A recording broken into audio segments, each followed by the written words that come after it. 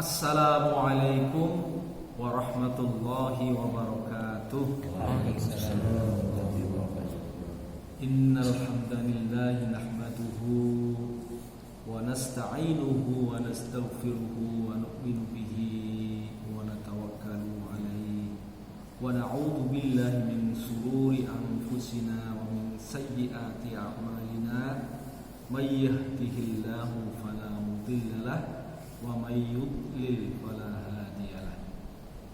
Asyhadu an la ilaha illallah wa asyhadu anna Muhammadan abduhu wa rasuluhu sallallahu alaihi wa ala alihi wa sahbihi wa baraka wa sallam tasliman katsiran katsiran. Faqad qala Allah ta'ala fi kitabihil karim, a'udzu billahi minasyaitonir rajim. Wa hadza kitabun anzalnahu mubarakun musaddiqul ladzi baina yadayhi wa litunzira ummal qura wa hawlaha wal ladzina yu'minuna bil akhirati yu'minuna bihi wa hum 'ala shalatihim yuhafizun. Amma ba'd. Hadirin rahimani wa rahimakumullah, kita bersyukur kepada Allah Subhanahu wa taala karena Allah Subhanahu wa taala masih sayang kepada kita. Salah satu bentuk kasih sayang Allah kepada kita adalah bahwa Allah menghidupkan kembali kita selepas kematian kita, yaitu kematian yang sementara. Karena tidur adalah saudaranya mati. Yang kedua, bahwa Allah Subhanahu wa taala pilih kita untuk menjadi tetamu-tetamu Allah Subhanahu wa taala. Di pagi hari ini kita bisa bersama-sama menunaikan sholat subuh secara berjamaah di rumah Allah yang mulia, di mana sholat subuh berjamaah ini pahalanya adalah setengah malam suntuk. Pahala sholat subuh berjamaah ini seperti kita sholat malam setengah malam suntuk. Bahkan sholat isya berjamaah digandeng sholat subuh berjamaah itu seperti seolah-olah sholat malam semalam suntuk. Bahkan ada hadis yang khusus bahwa sholat subuh itu qobliyah subuhnya saja itu lebih baik daripada dunia dan seisinya. Sholatul fajr khairun minad dunya wa ma fiha. Oleh karena itu maka kita bersyukur kepada Allah Subhanahu wa taala. Pagi-pagi sudah diberi karunia oleh Allah yang sangat besar. Kemudian hadirin rahimani wa rahimakumullah, bahwa Allah Subhanahu wa taala itu memberikan lagi kepada kita kenikmatan yang lebih besar lagi, ya. Bukan hanya sekedar mendapatkan dunia seisinya atau menunaikan sholat malam semalam suntuk gitu ya. Tapi Allah berikan kembali kita istiqomah untuk memakmurkan masjid, dan semoga kita menjadi orang-orang yang as-sabiqunal awwalun, ya. Orang yang pertama-tama mendirikan kebaikan. Karena itu ada ayat yang khusus, ya, as-sabiqunal awwalun minal muhajirin wal ansar wal ladzina tabauhum bi ihsan radhiyallahu anhum wa radu.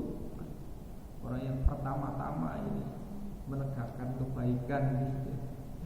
Dari kaum muhajirin dan ansor. Ini orang muhajirin dan ansor gitu ya, yang kita hadir di satu tempat, ya. Kita mungkin tidak aslinya sini gitu ya. Kemudian kita bersama-sama membangun sinergi dan kolaborasi, bersama-sama mengusahakan kebaikan agar kebaikan itu tumbuh dalam hati sanubari kita dan menjadi asbab hidayah tumbuhnya kebaikan bagi masyarakat sekitar. Bahkan kalau dalam Al-Quran yang saya bacakan tadi ya, itu dikatakan bahwa hadza kitabun anzalnahu mubarakun musaddiqul ladzi baina yadayhi. Ya, pertama itu bahwa Al-Quran yang diturunkan itu penuh dengan keberkahan, yang membenarkan apa yang telah diturunkan kitab-kitab sebelumnya dan memiliki karakteristik atau kekhasan, yaitu litundhira ummal qura, bahwa Al-Quran itu menjadi peringatan bagi umat. Apa umat qura? Penduduk kampung. Kalau dulu Mekah itu ya, awal Islam itu datang. Nah, umul quronya kita di sini ya, mana ini Karangmakal. Ya, di sini membentuk umul quro ya, berupa perumahan gitu. Nah, dan juga waman haula, orang-orang yang berada di sekitarnya. Kalau kita lihat bahwa Al-Islam itu dibangun tentu mulai dari diri sendiri. Jadi strateginya pertama ibda' binafsi. Apa itu ibda' binafsi? Yaitu memulai Islam dari diri sendiri, supaya kita menjadi contoh ya, terhadap diri kita dan keluarga kita. Pertama adalah ibda' binafsi. Mengapa ibda' binafsi? Supaya diri kita selamat terlebih dahulu. Yang kedua, agar orang lain itu melihat Islam itu mudah. Ya, Islam itu ternyata bukan sekedar omelan. Sebab terkadang itu ngomong itu mudah, tapi bagaimana mempraktekkan dan mengamalkan. Oleh karena itu, agar supaya orang mudah melihat Islam, mulailah dari diri kita sendiri, sehingga orang lain melihat kita ya, itu akan tertarik. Bayangkan kalau Islam hanya omelan ya, nanti muncul jargoni, orang bisa ngajar, orang bisa jargoni. Nah, oleh karena itu prinsip Islam ini adalah pertama ibda' binafsi. Mari kita mulai dari diri sendiri. Ketika ya, Islam itu dibangun dari diri sendiri ya, maka kekuatan Islam dalam diri kita akan mampu menarik dan membawa daripada saudara-saudara kita yang lain. Ibaratnya sebuah pesawat gitu ya. Kalau dia tumbuh dari diri sendiri, artinya pesawat itu memiliki mesin yang kuat dari dalam dirinya, maka dia bisa terbang membawa ratusan orang gitu. Tapi ketika pesawat digerakkan dari luar ya, misalnya ditarik oleh pedati ya, kelihatannya jalan. Tapi jalan itu sebenarnya mandek gitu, karena jalannya dijalankan orang lain ya. Tapi bagaimana setiap kita itu seperti pesawat yang memiliki mesin yang kuat, dari dalam diri kita sendiri punya giroh, maka akan membawa banyak. Apalagi ini tingginya 4 di sini, 4 rantai. Empat itu filosofinya itu adalah dua segitiga. Karena bangun segi 4 itu kalau dipotong melalui dua titik yang berhadapan, sudut yang berhadapan, dia akan membentuk dua segitiga. Dan segitiga filosofinya adalah bahwa jumlah sudut-sudut dalam segitiga itu membentuk satu garis lurus, 180 derajat. Apa artinya? Bahwa sebuah segitiga itu dibangun oleh kekuatan iman, ya, kekuatan ilmu dan kekuatan amal. Ya. Itu sudut 1 adalah sudut iman, sudut 2 adalah sudut ilmu, sudut 3 adalah sudut amal. Kesatuan antara iman, ilmu dan amal membentuk suatu garis lurus. Dan garis lurus inilah siratal mustaqim. Siratal mustaqim adalah siratal ladzina an'amta 'alaihim minan nabiyyin wasiddiqin wasyuhada'i wassalihin. Siratal mustaqim adalah jalannya para nabi, siddiqin, syuhada dan sholihin. Jadi ini kekuatan yang luar biasa ya, karena memiliki filosofis yang tinggi ya. Dan ini harus menjadi motivasi agar kita bisa bekerja lebih keras untuk mendapatkan iman, mendapatkan ilmu dan mendapatkan amal ya, supaya kita bisa bergerak lurus. Lurus itu tentu menuju ke ridho Allah ya. Jangan ada jalan-jalan lain yang dituju ya. Karena ketika orang kemudian mencari jalan lain selain daripada Allah, maka pasti kekuatannya akan lemah. Karena apa? Karena berarti orang itu akan bersandar kepada labah-labah. Jadi orang yang bersandar kepada kekuatan makhluk oleh Allah dikatakan dia seperti bersandar kepada sarang labah-labah, sangat lemah. Nah inilah sebabnya maka kita harus berjuang lebih keras. Kemudian yang kedua, selain ifda binafsi, maka Allah berfirman ya, ku anfusakum wa ahlikum nar. Ya, jagalah dirimu dan keluargamu. Artinya setelah diri kita sudah menjadi teladan dalam keluarga, tentu mesti kita mengajak mulai dari keluarga kita terlebih dahulu ya. Istri kita orang yang terdekat. Maka perlu ya kita bangun suasana saling menguatkan supaya bisa saling memperingatkan kepada kita semuanya. Anak-anak kita adalah orang yang terdekat dengan kita. Bagaimana dari keluarga kita memancar sinar kan gitu ya. Hadirin rahimani warahmatullah. Kemudian setelah keluarga maka Allah berfirman lagi, wa anzir ashiratakal aqrabin ya. Dengan Al-Quran ini maka berikanlah peringatan kepada ashiratakal aqrabin, yaitu kerabat-kerabat kita yang terdekat, dari mulai kakak, adik, Mbak Yu ya, yang dekat dengan kita. Mulailah Islam dari situ. Kemudian selanjutnya adalah litundiro ummal qura wa man haulaha. Ummal qura ya, kampung di sini, seperumahan. Wa man haulaha, dan di sekitar perumahan. Gitu ya. Kalau dulu ummal qura kan Mekah kan ya, sekitar Mekah. Jadi Mekahnya diganti perumahan. Litundiro ummal qura wa man haulaha, dan orang-orang yang di sekitar perumahan ini. Oleh karena itu perlu dibangun sebuah jaringan silaturahim, jaringan kasih sayang. Bagaimana teknisnya? Ya, teknisnya Rasulullah itu memberikan kepada kita penjelasan. Bagaimana penjelasannya? Pertama, ufsus salam, banyak menebarkan salam. Karena salam itu adalah amalan-amalan yang menyebabkan timbulnya rasa cinta dan kasih sayang. Ya.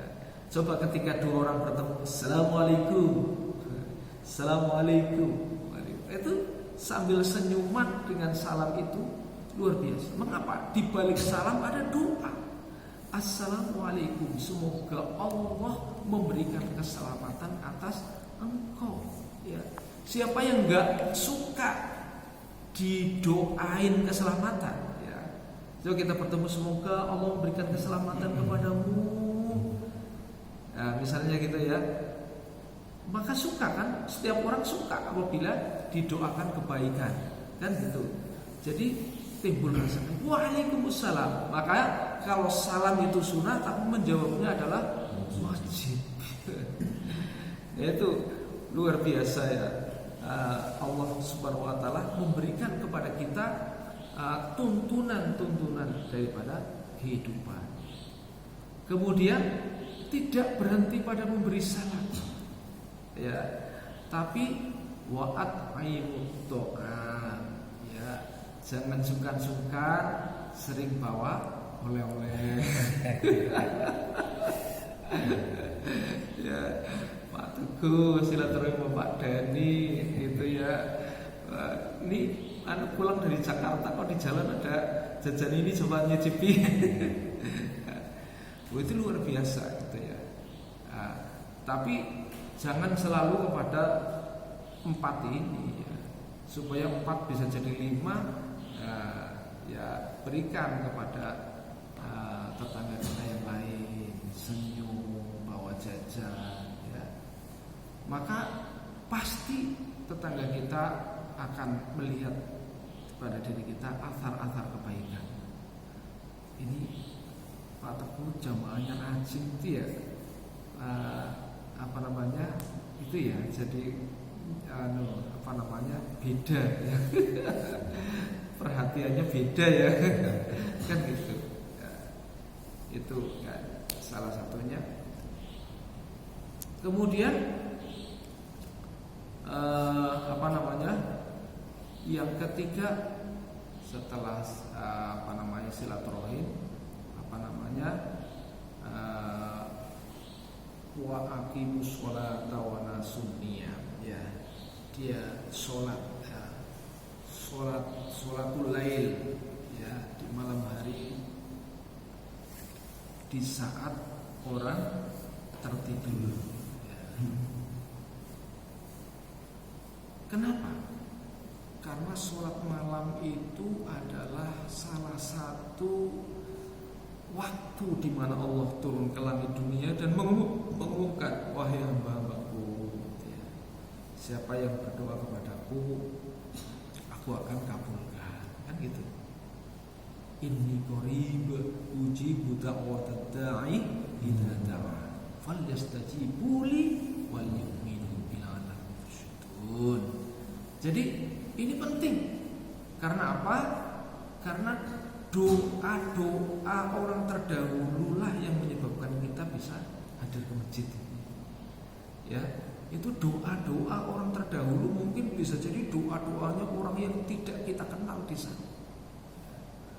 Bisa jadi menjadi penyebab hidayah pada kita. Maka jangan berhenti pada diri kita.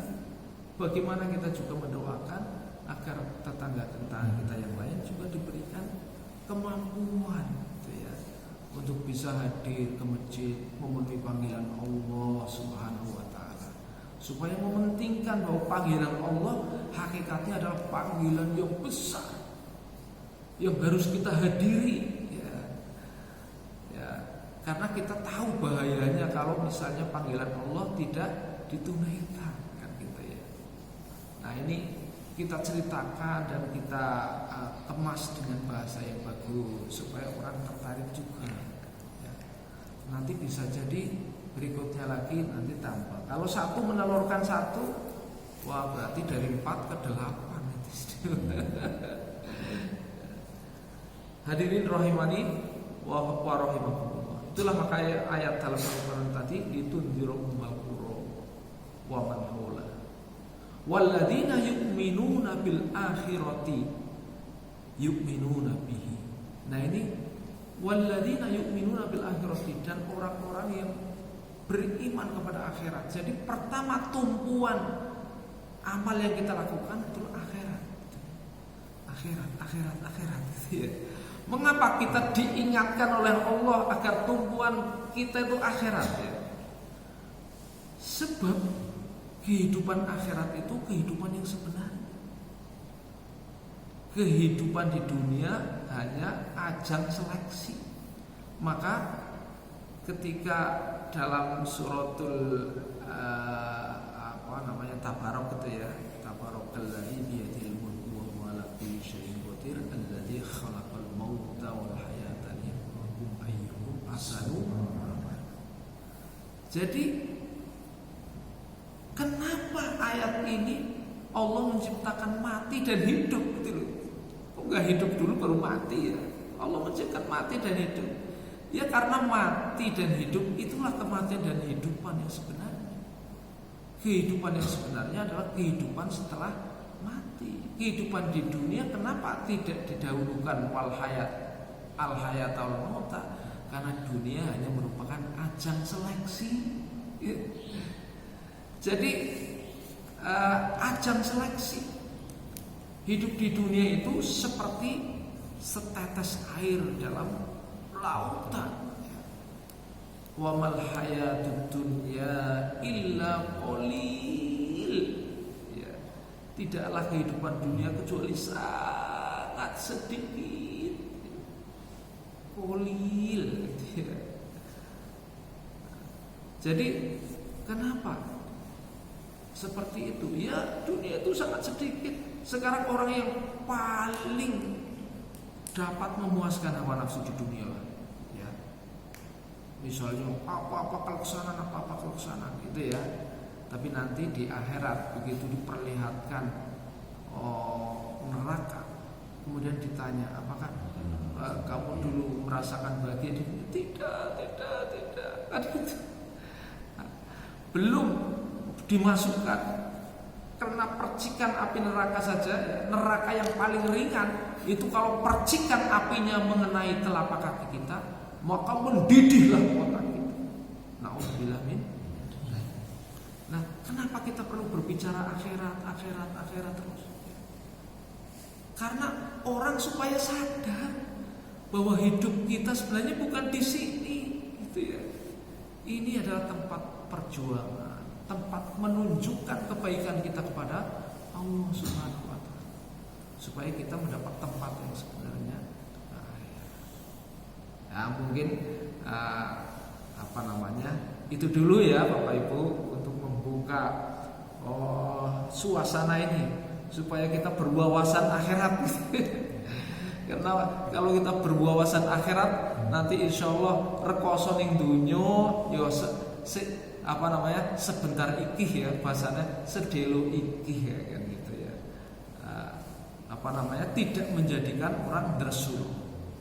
Diberi kenikmatan ya bersyukur, masya Allah. Ini menjadi kabar gembira. Besok akan lebih luar biasa. Dunia saja diberi kabar gembira seperti ini. Nanti kalau di akhirat bagaimana? Kan gitu ya. Kita punya harapan yang lebih lagi. Nah itulah yang harus ada dalam pikiran kita supaya kita menjadi hamba yang selalu bersyukur dan bersabar. Barakallahu li wa lakum wal Qur'anil azim. Demikian, terima kasih atas perhatian. Mohon maaf atas segala kekurangan. Billahi taufiq wal hidayah. Wassalamualaikum warahmatullahi wabarakatuh.